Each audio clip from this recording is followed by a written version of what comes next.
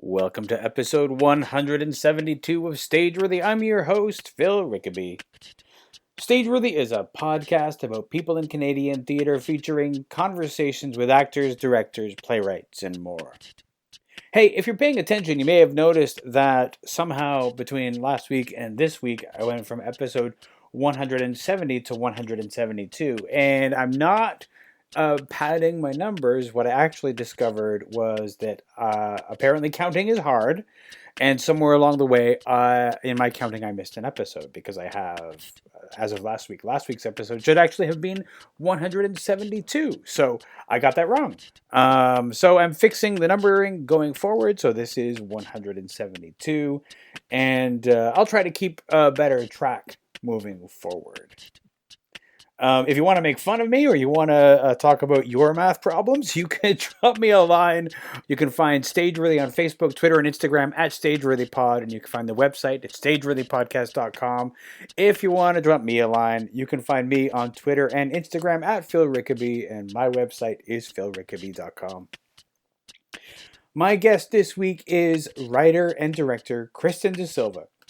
In addition to having written many plays, Kristen is also the playwright in residence at Theatre Orangeville.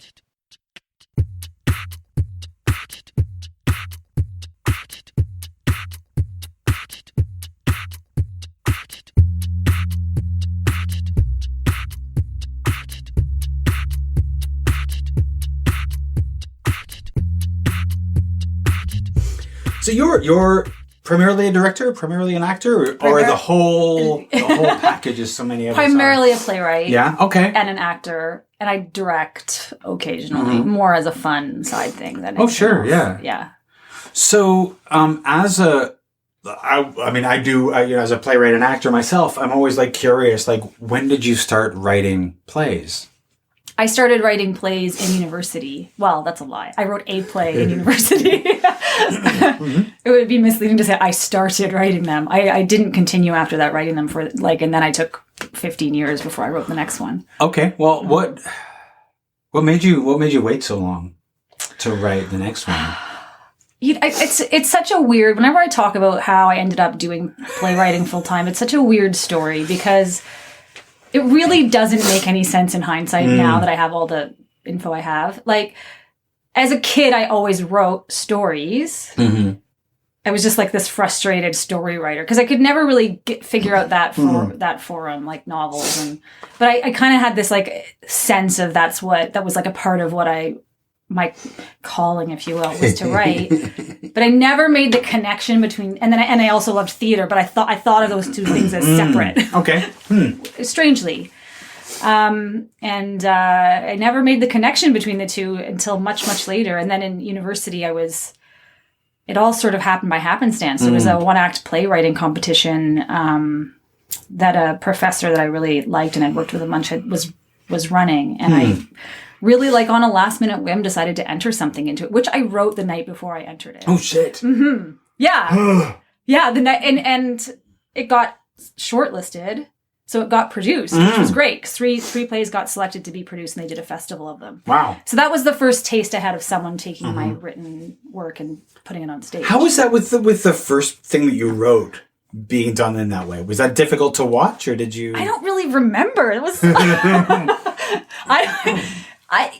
only thing I do really remember about it was the high of watching it. That feeling of, whoa, these people are saying all these words that I put down, but I don't really remember any of the other parts of it, to be fair.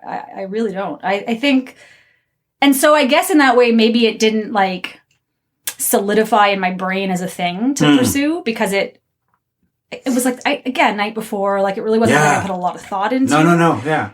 And, I didn't come back to it until around 2012, 2013. So what made you start writing it at that point? That's a long really long time. A period of not writing. I had done, so after university, I did a bunch of comedy, with some people I met at school, and we did that thing, comedy sketch scene for a bit. And then life, right? Career. I started working full time, and then I had a son. I had a son, and that just absorbed all my time. And so that was really the reason, was like all this stuff was happening for me outside of that. So.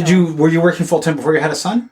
Like before? Yeah, I started working full time the second I graduated, basically. Did you go to theater school, or did you like? No, I went to York University, and I did not major in theater, which is another like what when you look back. But at the time, it wasn't pushed by. I didn't go to a high school which prioritized art. I went to a very sports oriented. I think you went to the average theater high school where most of them are. Right. Very sports oriented. Exactly. I know when I was in high school, because I always knew what I wanted to do. I knew I wanted to do theater. Yeah. And so when they were, the guidance counselor sits down and they're like, all right, so we're going to talk about your future. And I said, I want to be an actor. And they went,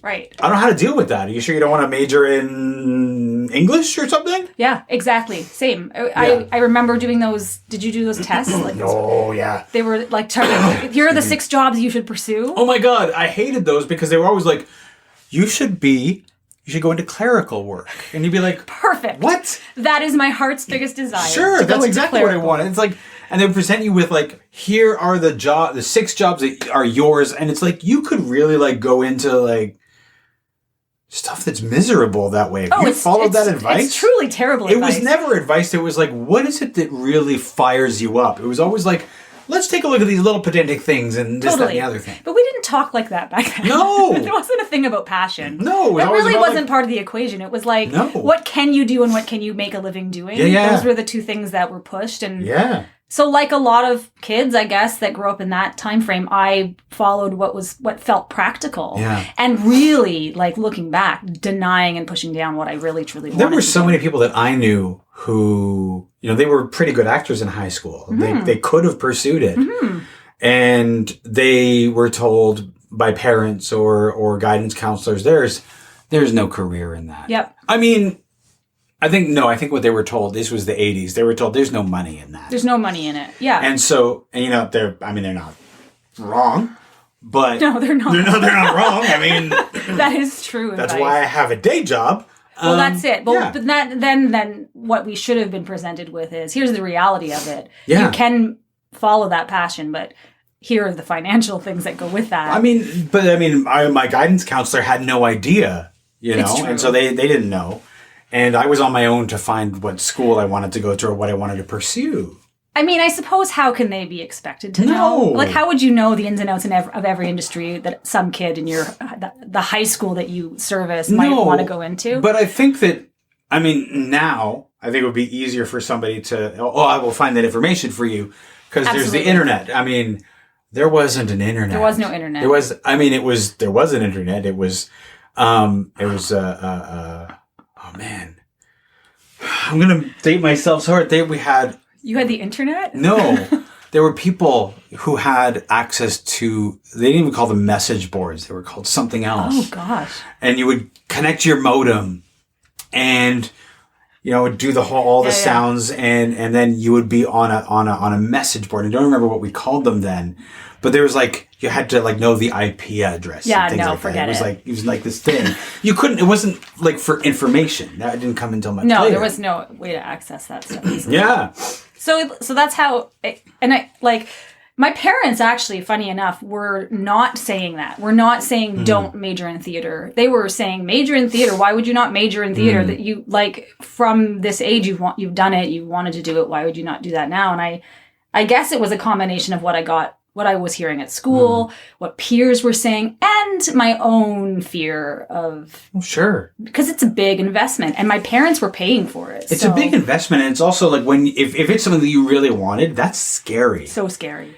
Like, my ex-partner was a career coach, and one of the things that, or still is, but one of the things that she deals with is people who don't, like, there's the thing that they want, but, no, I couldn't do that. It's like this really primal fear. And it's really more of a fear of like, yes, I want it so badly, but what if it doesn't work out? Yeah, it is terrifying. And so then you go into something else. It's true. And I think that is probably when it comes down to it, what the heart of that decision was what if I fail at this thing that means the most to me?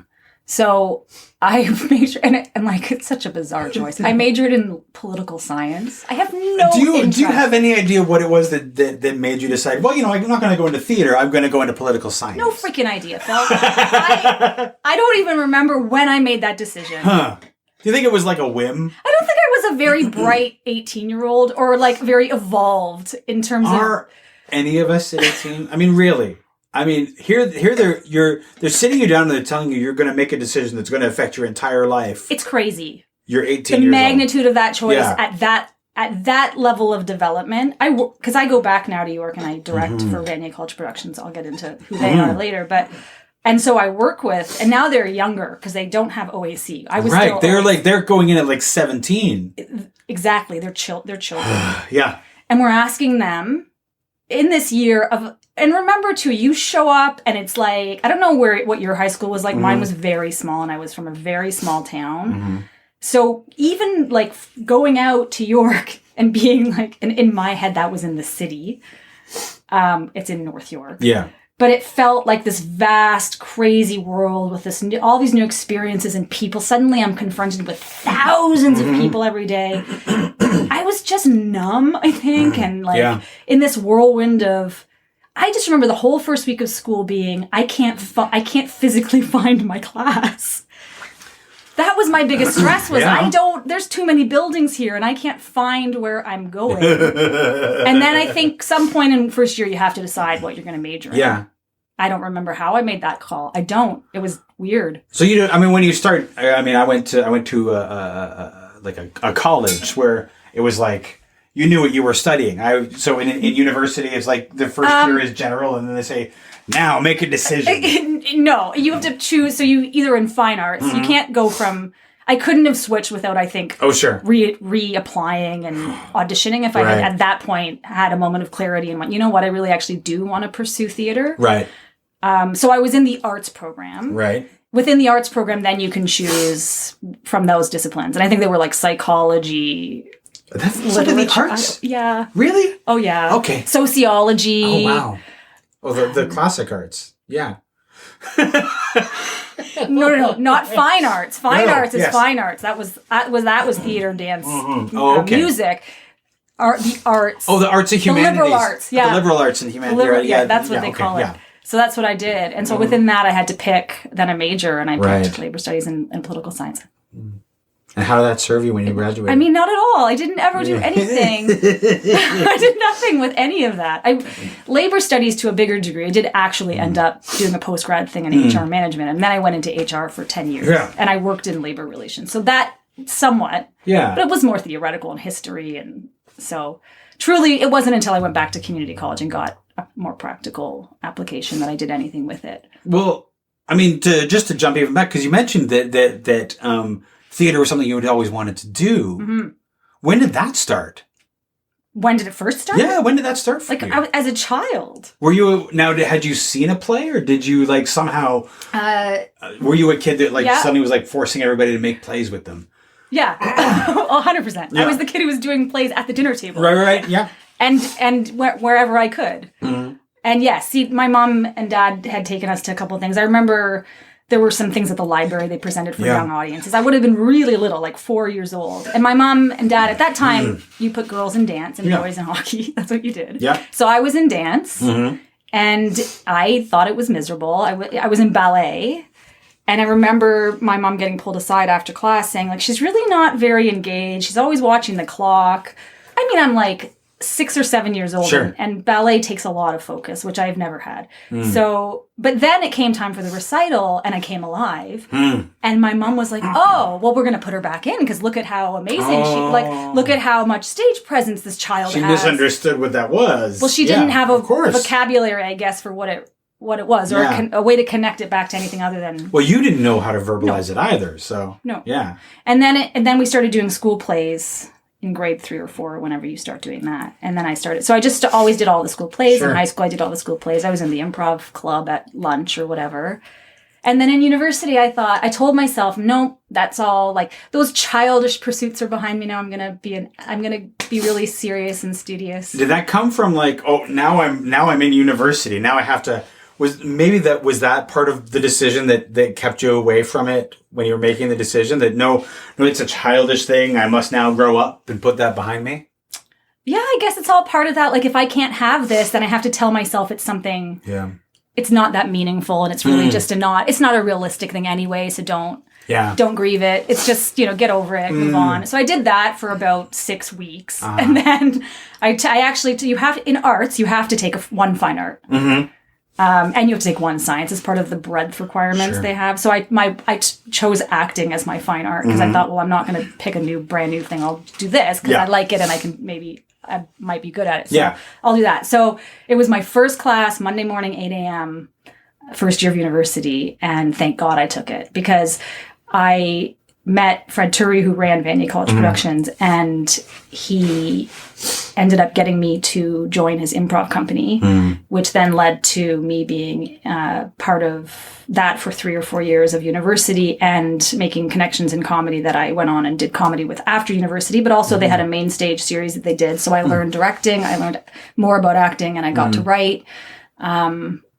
And if that hadn't happened, I don't know what would have happened to that. It might still be a thing I tell myself is, it's okay. It's not worth, pursuing. I don't know. But had you enjoyed going to university? No. Like the other classes? Do you think that it's possible that taking acting is what kept you in university? That you might have dropped out, or were you tenacious enough that you would have gone through? I would have miserable as you were. Absolutely have carried through and studied.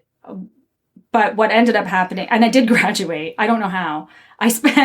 Once I discovered it, once I got into Vanier College Productions and improv, it's all I wanted to do.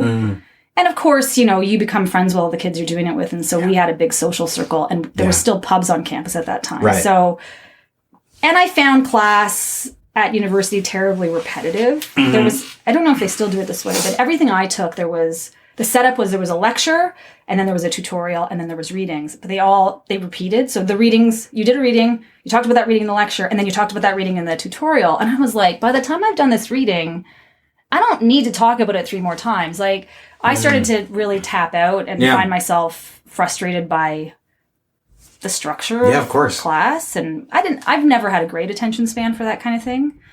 I voraciously read and absorb, and I seek information.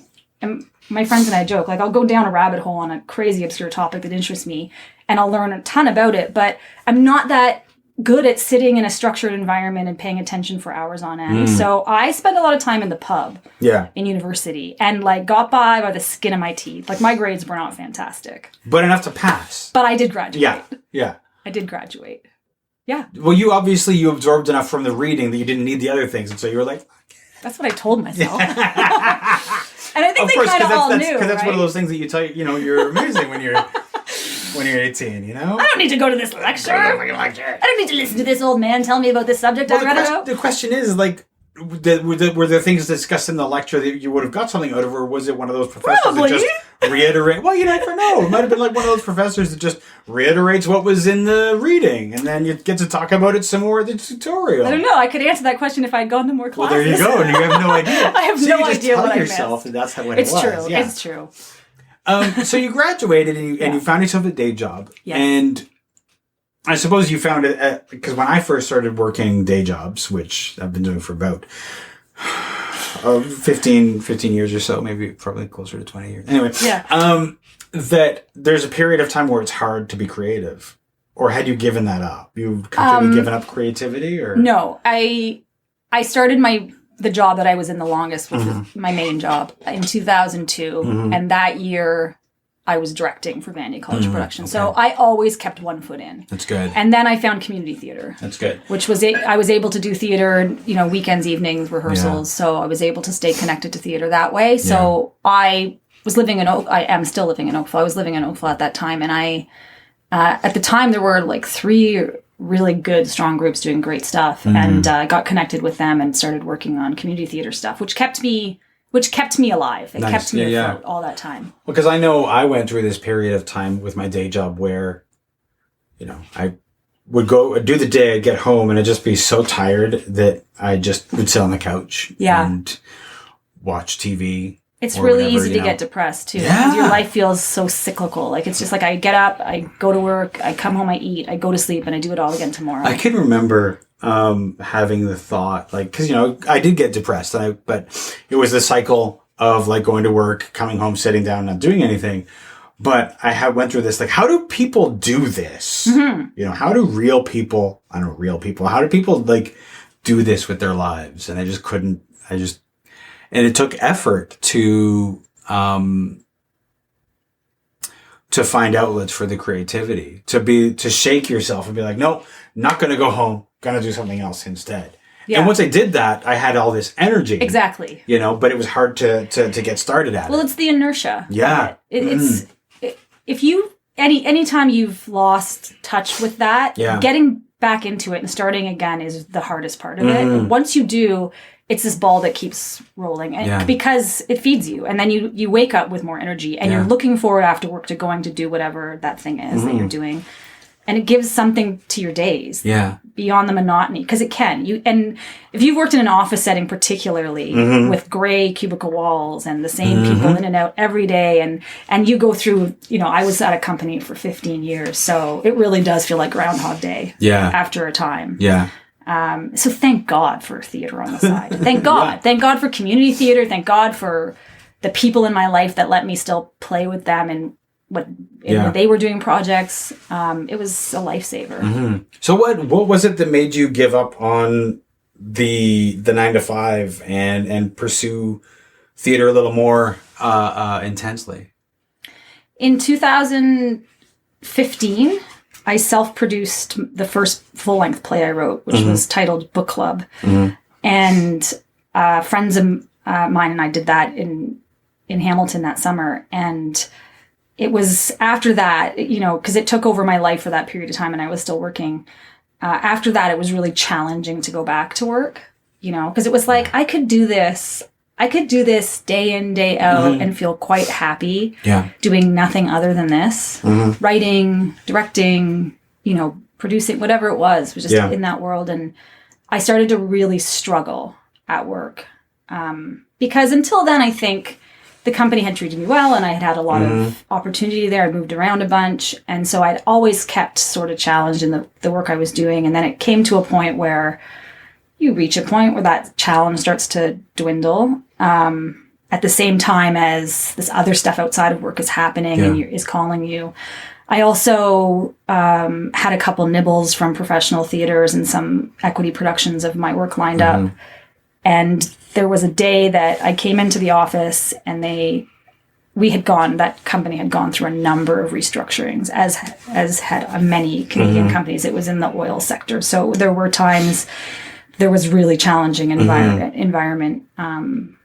And they had to cut people and stuff, which is terrible and very, very stressful. Yeah. And we had just gone through a merger and then another restructuring, and they announced yet another one. And I went home that night and I said that I'm actually done. Yeah. Like I can't actually envision being there anymore. And I don't think this next phase they're headed into includes me. And I don't think my next phase includes them. So I went in the next day and gave my notice. Did you have anything lined up? Or did no. you? Okay. Well, I mean, I had my show of mine called Five Arm had been picked up by Port Stanley Festival Theatre that summer, and I had another play, Sugar Road, that was going to premiere at Theatre Orangeville that fall. Actually, Five Arm had two productions lined up. Port Stanley followed a month later by Lighthouse Festival Theatre. Okay. So yeah, I had those contracts lined up, but I didn't have a job. No. After those were done, I didn't know whether... You were like, what am I going to do? I didn't know whether I would ever be produced again. It could have been, well, that's it. That was fun. Yeah. No, I mean, I've gone through that because, I've done a couple of fringe festivals over the years. And then, so you take time off from work. And this summer I was in St. John and Halifax, and you come back from like a month away of like nothing, art and theater. It's amazing. And you come back to your job and you're like, and for me, like when I left, I told my boss, listen, there's going to be a period of adjustment. Right. When I come back. I'm going to come back. Yeah. And I may be kind of miserable. And were you? Oh, yeah, fuck yeah. It was really rough, And then I think that's just, in a way, that's your your soul being like, listen, this was the stuff that feeds me. Exactly. Right? You know? Exactly. And you just quit. You didn't, were you actually in, like, was there a chance that you would have been on the chopping block, or were you in a safe department? No, I was, I don't think so. I mean, I hope not. I'd like to not think that, because then I would think about the severance money I would have gotten, which I could have used. Yeah. I don't think so. No, I was a good performer, and I'd been around a long time, and I wasn't, I don't think I was on the chopping block, really. No, there was none of that. So that would have made the decision a little easier, I think, sure. if I thought, well, maybe I'll get a package. Yeah. And then there was the people saying, well, you know how to get them to give you a package. You were in HR all those years. Like, just be a really bad employee for the next 6 months. But I thought, I can't really bring myself to do that. No, because that's, I mean... You never know when you're going to need those bridges. No. I don't know how this theater thing's going to shake out in 10 years. I mean, I it's may need also to go really back terrible to burn those bridges. Absolutely. Like, I don't know. I'm not the kind of person that can, like, set fire to everything on my way out the door, you know? And nor do you, like, I just feel like that is just such bad karma to do. I've never really been able to do anything not to the best of my ability. Yeah. Out of pure shame. I was raised with a deep, abiding sense of shame about not perform. Like, you have to meet your commitments. Yeah. That's, at the end of the day, if your core values say you are somebody who follows through on what you say you're going to do, then you do that. And that's what I did. And I gave them 5 weeks notice, because I thought, I don't want to leave them short. And I'm not going to any other company, so I can do that and give them time to transition. Yeah. And then I left, and I really haven't looked back. Nice. Have you had, like, just as a selfish conversation, like, have you been able to mostly make money from directing, acting, and other stuff, or have you had some side hustles that have kept you going? I mean, these are things that we don't actually like to talk about in the theater side hustle. No, I get it. Stuff, but, Well, all my work has been theater or writing related since I left, but there have certainly been times when I've thought maybe I need to pick up, like, a job at somewhere. I've been lucky in that I've been able to do enough acting work. So as soon as I was full-time available, I connected with an agent, and I started going out on stuff. So I do commercial work and TV and film stuff. So that's given me, there's income coming in that way. And I've directed and gotten income that way. And I've done some writing stuff that's been freelancey kind of stuff. I've done that. So between playwriting and acting and directing and writing, other writing work, it's been okay. I also had some savings, a lot of savings that I had gathered during the 15 years that I was working. So we've had to dip into them a couple times when things have gotten tight. But the deal I sort of made myself was 5 years. And because I think, you have to, it's like any other small business, really. It's nothing different than opening a restaurant. It is, you have to build momentum and continue to work in the early days and years really, really hard to sort of pushing a ball up a hill. And then if you're lucky, things start to roll on their own. Yeah. And I'm seeing that happen now. So hopefully I won't have to go back to a 9 to 5. How long have you been doing it? Full time, since I left. It's 3 years. Okay. Yeah. Now, you mentioned you live in Oakville. Do you find that a barrier at all? The distance from Toronto, where a lot of the work is, or has it not been that much of a problem? No, not really. I can commute in. It's a pain in the butt some days driving. I mean, the city's not fun to drive in. No. Everyone knows. But no, not a barrier. Okay, that's good. It's been commutable. I've got a car, so. That helps then. Yeah, and theater-wise, the theaters are all kind of all over it anyway, so. It's true. Yeah. They're hard to commute to regardless of where you're living. And the work I'm doing hasn't so far found an audience in Toronto. Not that I've targeted Toronto really, but so most of the work theater-wise has been outside of the city anyway. So I think a lot of people forget that there's theaters outside. Tons. There are people outside of Toronto that can hire you and give you work. Oh, tons, and they're doing really good work, and so you go where the work is. I've gone out to Port Stanley and Port Dover, Orangeville, and all these places, and so living in Oakville's been okay. Nice. Yeah. I mean, in Toronto, we get a little bit navel-gazy and stuff about it's the center of the theater world, and we forget Yeah. about all those places. Well, there's a lot of great theater happening in Toronto for sure. But there's also, I mean, I know I've done a couple of instances where I was traveling around Ontario, and you get to these like small towns, and you're like, where's this gorgeous theater come from? Yeah.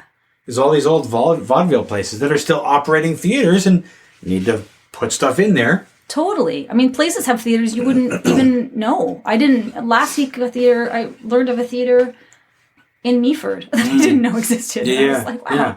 So there's tons of theaters out there. Yeah. There's all the places to work. Yeah. Yeah. Now I know that this is not going to get released in time to talk about the show that you're doing in Oakville. Milton. In Milton. Yeah. Oh, right, it's Milton. Yeah.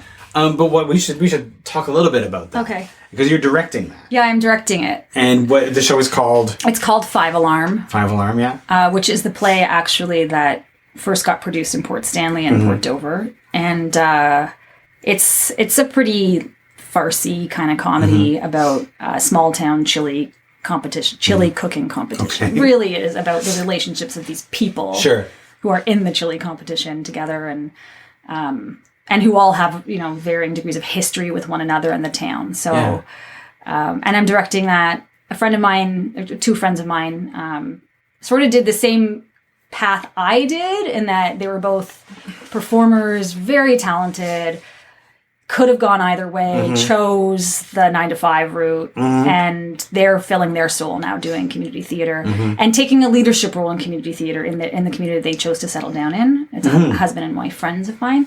So, and actually both of them were in book club when I produced it in Hamilton. So we've stayed really close friends, and I love working with them. So when the opportunity came up and they selected my show for their season, I was like, I will direct that. That would be great fun. Yeah. Now, is it strange directing your own play?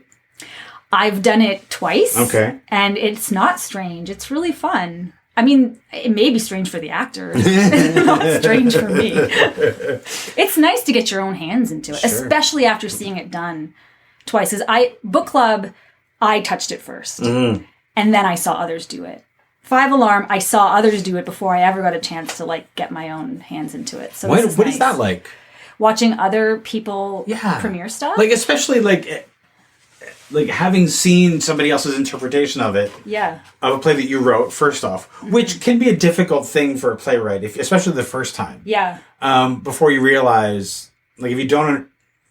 you have voices in your head when you write it, right? And then you give it to somebody else, and you could be like, oh, that's not how I saw it. Or you could be like, that's a really interesting take on it. Which I think is the better way to do it. I think you experience both about the same production. Because there's going to be moments that you go, oh, okay, that was an intriguing choice. And then there are going to be moments that you go, oh, smart. Thank you. That was really smart. I wish I'd thought of it. I guess, no, it's all been great. I've taken away something really joyful from every production that I've been lucky enough to see of mine that someone else has done. So it doesn't cause me a lot of angst, really. I think you just have to go, hey, this is great. Someone's producing my work. Well, there is that. I think that I think very early when I was writing, if I'd given something that I'd written to somebody else, I think I would have had a lot of anxiety about it. And now I kind of have learned over the years that it's part of the collaboration, which is why I don't put a lot of stage directions in my work, and why I don't describe the characters a whole lot. I want somebody else to fill that with their interpretation, so that I don't, I'm not trying to put me on that, because it's a collaboration. Totally. And you can't control everything. You just can't. And if you do that, it's to the detriment of the piece, in my opinion, because everybody who shows up to do their individual role on a show knows more about that role than you do, likely, right? Like designer shows up with a set, and just talk about humbling experiences when I've walked past rooms where 7 or 8 people are being paid to sit there and talk about what kind of paint, or you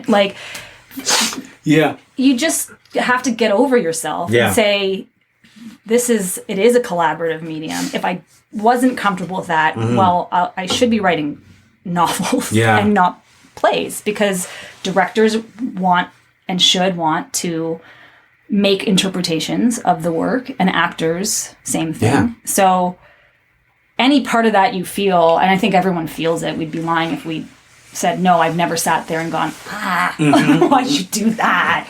I mean, truly, you do. There's some things that you see and you go, huh? Like, all right. But on the whole, in big picture, you have to let go of it in order for it to live. You know? I always, when I think about that kind of thing, I always look at like Tennessee Williams scripts, which are like plays that have a novel in them. Right.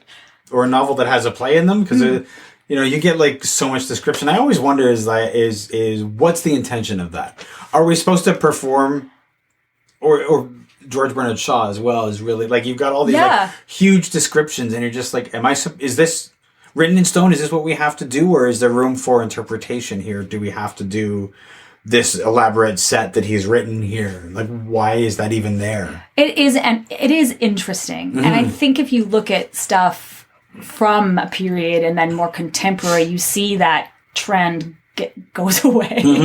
That less and less stage directions show up in things, and character descriptions don't get quite as crunchy anymore. That's why I've always kind of appreciated Shakespeare, because there's like almost nothing in there except for they fight, or And because of that, partly because of that, you see so many people taking Shakespeare and doing cool stuff with it, hundreds of years after the fact. So that, I guess, that freedom and ability to take a work and run with it in a different direction is part of the charm of theater. I don't know. It's strange because actually the last thing I directed before Five Alarm, we had a music director who was less experienced and was really confused by stage directions in the source material and thought they were like rule of law. Like anytime we changed something was really uncomfortable and pointing back to the script to say, but this is when this happens in the script. And you kind of go, well, I mean, my understanding is those stage directions exist because in the first production, that's what they did. A lot of times that's what happens, which is why some of them are very specific, or they describe set changes and things like that. It would be bananas to stick to those. I mean, what's the point of that? It's like making the same film over and over. Well, because I do think that they're there for the published version, not for the performer. I think they're there to allow the reader to imagine how it was initially performed. Sure, and if that's how you're partaking of the play, then it makes total sense and it is helpful. But if you're, and I actually do include visually enough that I think if someone reads a play without seeing it, they'll still be able to understand what's happening in the story. Yeah. I think you do have to do that. It's just a matter of like you can't describe everything. You don't need to describe everything. No. It's not. Who is that serving? It's not. It serves the author's ego, really. To be like, I'm going to write my vision, and you had better stick to it. If that even is your intention. It's strange, right? It's strange, especially when particularly about character descriptions. It's like, what are you trying to achieve by describing eye color, hair color, all these things? It's not important to the story. I mean, unless it is. But you have to make a case for that, I think. You really do. I mean, if it's a significant plot point, then maybe. But I don't see any reason why to have it. Generally, when it exists, it isn't. It doesn't seem like it is. Yeah. I mean, you really go, okay, well, what is this about? What are you trying to achieve with this level of specificity over who's allowed to play this part? Yeah.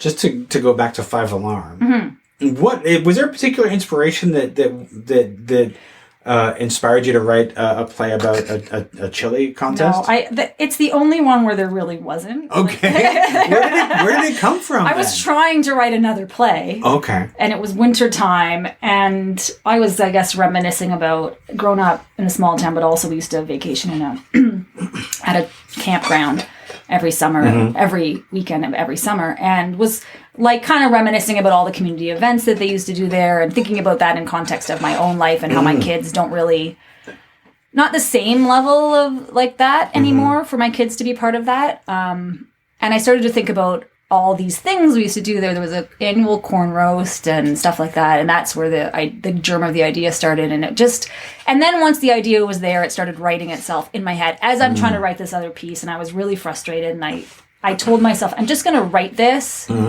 stupid chili play so I can get it out of my system and focus on this other thing that I want to write. And I wrote it. It's the fastest one. I wrote it in like 6 weeks or something, 5 weeks or 6 weeks. It was really fast. And I wrote it literally just to exercise it. And then weirdly, it was the one that got picked first to be produced professionally. Did you get the other play written? No. I didn't. I abandoned it. Oh, that's kind of sad. But apparently it was like the one that you weren't meant to write. Maybe I'll write it later. I don't know. It still exists. I have a lot of abandoned projects. I think a lot of us do. But I often find it hard to go back to those. It's true. Because I'm not the person I was when I started it. And so do I scrap the whole thing or do I try to paste who I am on top of it? It's really hard. Yeah. You're right. And you've lost the momentum for it. And then there's usually a newer, shinier idea that's begging for your attention that you end up working on. And that's why people abandon stuff. And that doesn't mean I have a folder called writing scraps on my computer, and I go back and look at it whenever I'm between projects, and I go, well, maybe I picked this one back. But then you're right. As soon as you do, you're like, no, this doesn't feel right. It really has anymore. to feel right. I mean, there's stuff that I've abandoned, and there's a lot of stuff that I abandoned because I've learned that one of the things my brain does, you know how your brain sabotages you sometimes when you're writing? Never. No, of course not. And one of the things it does is it presents me with all kinds of shiny new ideas that manifest when this one gets hard. Exactly. Yeah, exactly. And I used to just chase the shiny idea. Which means that I never finished It's things. Terrible. You know? It's a terrible habit, and I'll tell you what will break it will be getting a commission in which you have to deliver that piece. Because even after the shine wears off, somebody's waiting for it. Yeah. So once I got my first commission, which was Hurry Hard, that play I struggled with, and I wanted to let it go so many times. Like I really did. I was like, I would kill you if somebody wasn't paying me to write you. I hate you. But I kept with it because I had to. Yeah. I rewrote the whole play. Did I have the whole play? I had at least Act 1 and most of Act 2 when I hit this bump and started to question the decision I had made at the very beginning, and then I started the whole thing over again. Yep. My way of combating it is, my rule is I finish what I'm writing. It's a good rule, though. But the way that I do it is I have a folder called Ideas, where all the shiny ideas go. So a new idea comes, I write down, what is that idea? I write it down, even if it's just a snippet. Yeah. Guy, crown, brown eyes, whatever it happens to be. And I put stuff in that folder, and then that goes away, and I continue writing the thing because the idea is still there. And does that get it out of your head enough to... It does. That's good. It does. Because my rule is I finish what I'm working on. It is a good rule. It's a discipline, because if you don't do that, because there will always come a point in everything you're writing that you think all is lost. And this play cannot be fixed. Yeah. No matter what, right? And then you have this like siren call of all these new ideas that you think are better ideas, they're easier to write. You think all of those things because you're in the like muck of this first thing. Well, I mean, that's the thing is like all these new ideas, they seem so new and fresh, like this one was at the beginning. And then I would chase that. It's really a fear of commitment, isn't it? It's a lot of things. But you get into this play, and now you're writing this one, and then it gets hard, and now there's other new ideas, and so you just keep chasing the new thing, and nothing ever got done. Well, and you never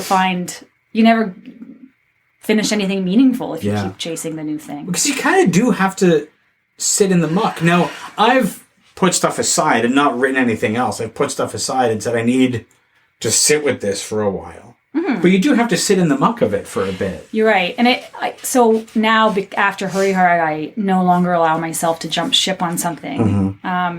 Which means there will be weeks and weeks and weeks, stretches of weeks where I don't write, which is really uncomfortable. Yeah, it is. And I just have to keep the faith. And every single time it happens, I tell myself, that's it. You're done. You're out of ideas. Your run is over. You're going to be back in the office this time next year. Until the muse or whatever returns and you get back to it. You go, okay, I can do this. Are there particular things that you do when that happens? Yeah, I paint my house. Okay. And I do jigsaw puzzles. Okay. And I do You're operating other parts of your brain. I do, like puttering around the house, I live in a century home. There's never-ending projects. So I paint, trim, and I sand, and I'll spend an hour. It helps. It really does, because it actually seems to fire up the same part of your brain that's responsible for creativity without being taxing creatively. So you're not using the pool, but it's in that zone, so, like, because you're seeing and you're touching. It's tactile. It's I'm fixing and I'm seeing my progress, and it's actually really rewarding work for me. So when I get stuck, that's what I do. I paint, and I paint, but not like pictures. I paint like rooms. Yeah. Yeah. Is it like, okay, sorry, this room is mine now, I need to paint it? Kind of. Well, there's so many projects. It's not like it's not like I'm not finished painting this house. Like I've lived there 5 years. I'm still painting things that weren't painted. So I'm still working my way through that list. But it seems to be something about that kind of monotonous, repetitive. Jigsaw puzzles are the other thing I do. A ton of jigsaw puzzles when I'm stuck.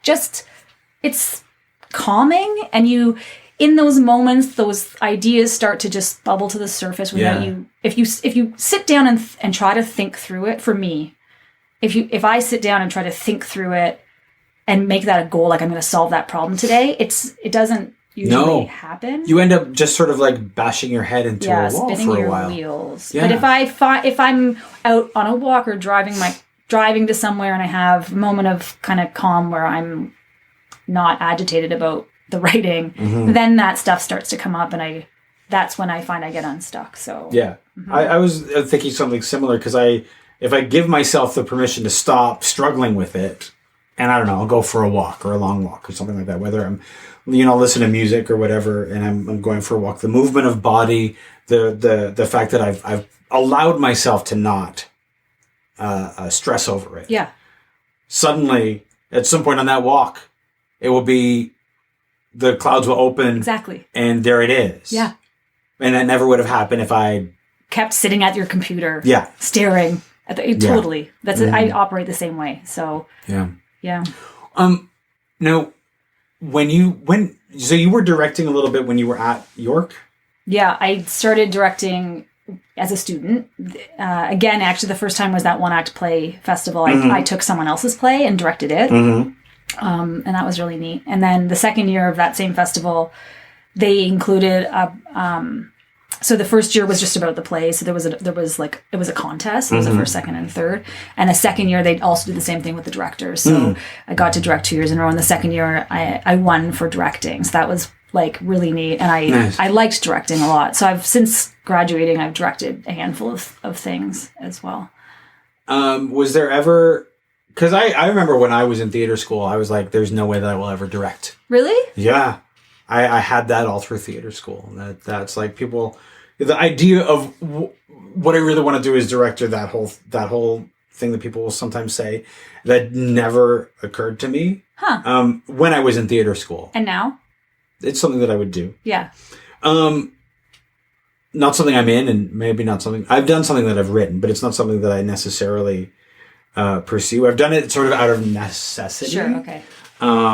So it's not off the table the way it was when I was a lot younger. That's me with producing, I think. Yeah. That's how I feel about producing. I'll do it if I have to, but there's no joy in it for me at all.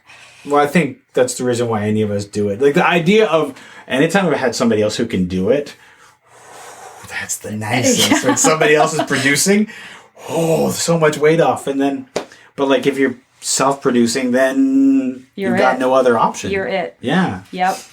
When you did your show in Hamilton, was that Hamilton Fringe, or was that like you guys just put it up in Hamilton? No, it was like a month after the Fringe closed, and we just put it up. Yeah, wow. we picked Hamilton because Hamilton has an art scene, and there were venues to be had that were affordable to us at the time. We rented, I don't know if you know the spaces in Hamilton. There's a little bit. Theater, Hamilton Theater Inc. has their own building, and they run a season of shows, but in the summer they're dark, so they host Fringe, and they had space and availability in August, so we rented that, and then we lined up and show. I say we, really me. Well, I mean it's something that's easier to say than we had this huge company, team. whatever. Yeah. No, because I saw it when I was at the Hamilton Fringe a couple of years ago. There were a few shows that I saw at Hamilton Theater. Oh, did you? Yeah. It's a really interesting space. Have you ever seen the backstage? No, I haven't They've seen the renovated backstage. it. It's far less deadly now, but it was like, it really was. It was like, there was a ladder to get downstairs. It was crazy. Oh my God. But it was a great experience. It was so fun. Yeah. And so much work. Well, I mean, that's the thing, is it's not for, self-producing is not for everyone. No, I mean, it takes over everything there's just, it's project management. Yeah. And a million pieces while you're also, because I was also directing it, while you're also worrying about the creative artistic side of it, you're handling like insurance and truck rentals to get set stuff into the space and all that stuff. So. One of the things that I have learned of doing like different fringe things, I really only started this past summer when I was doing stuff on the East Coast, was I knew when you're in the thick of it, you don't have time to think about all the certain production things like promotion, advertising, that sort of thing. So I spent, before we even got into production, I spent some time creating assets so that I know I will need these later. Yeah, smart. And then I had them so that when something came up, I didn't have to be like, oh shit, now I have to create a thing. Yeah. It was already there. So smart. Front loading and like draft press releases and things like that for it's whatever. So hard. The marketing side of it is a whole, I mean, that's a full-time job in itself, is trying to get people to know about it and come out and check it out, especially if you're outside of a fringe. If you're in fringe, you do have somewhat of a built-in, you at least have people who are looking to watch something, exactly. which is an advantage to the whole fringe cycle, is that I know if I can do it during this period, I have a potential audience. Exactly. Yeah. Outside of that, we worked really hard to get, and we didn't sell out by any stretch, but we did enough to pay the actors and break even. So, and that's all you can ask. It's really all I set out to do. And I was okay actually losing money just because I wanted to see it born. But we made enough money to pay everybody, which was great. And they're still asking, will we do it again? And oh God, I'm still tired. Like that particular play again? Just anything like that. Anything? Is that Hamilton Theatre Inc. who's acting you? No, or just people in Hamilton? The actors who were in the club. Oh. I mean, we went to see it as a group. It was in Port Stanley. Franny was in it, and we went to see it as a group this summer. We took a road trip and stayed over in Port Stanley. It was so much fun. We were so obnoxious. I felt bad actually in the audience. I had a whole row of Were you a bad audience? We were a great audience to the actors. The rest of the audience the rest of the audience was like, what's these people? I mean, because the people who are sitting there reacting to every choice. Oh yes, yeah. In a way that would be perplexing. If the actors on stage didn't know we were there, they would have been completely confused by the reaction to stuff. Just everything. They were like, oh, I mean, everything. Like that prop. You know, it was like... They should have done a presentation just for you guys. They were really, I think I can't remember where in the run it was, but I think they were like, you guys were a pretty great audience. Like, we were just so responsive. Yeah.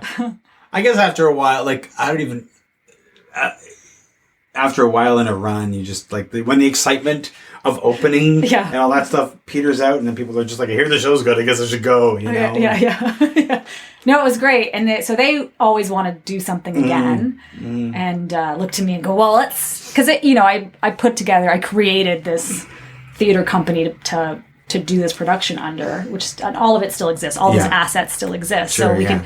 And I created it that way. Like, my idea was, I'm not planning on becoming a theater company that has a regular season every year. I don't have the capacity to do that. No. But I'd like the idea of one that we can kind of switch on and switch off when we need to. Yeah. Throw up a tent, do a production, and take it down to the next time we want to do one. It's good to have that. I always feel like, for when you do those fringe festival applications, it's good to have, like, a name that you can throw on there that's like... That's not just my name. What do we call it this time? Yeah. Let's, Exactly. So that's what we did, and that still exists, and it's still there, and they know, too, that if any of them want to use it and produce something, that it's there for them. Nice. Yeah. But no, I just don't have time. Are you done producing, or you're like, I would never?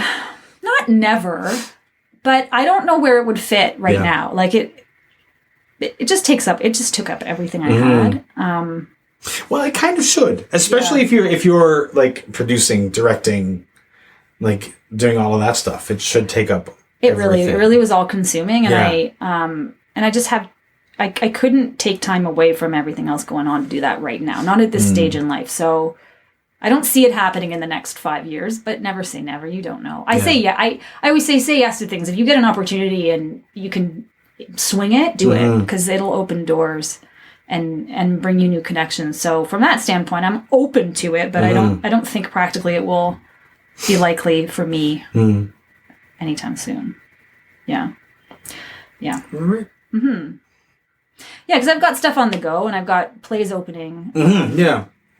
I've 2 new plays premiering this year. So Well, congratulations. thank That's you. good. Yeah, no, it's wonderful. But that certainly would be challenging to try to produce something at the same time as that was happening, because I'm in the room.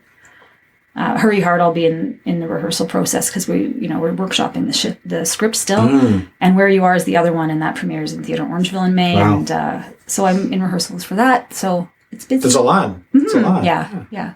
Sounds good. Yeah, it's all great. Well, thank you so much for doing this. This has been Thank great. you for having me.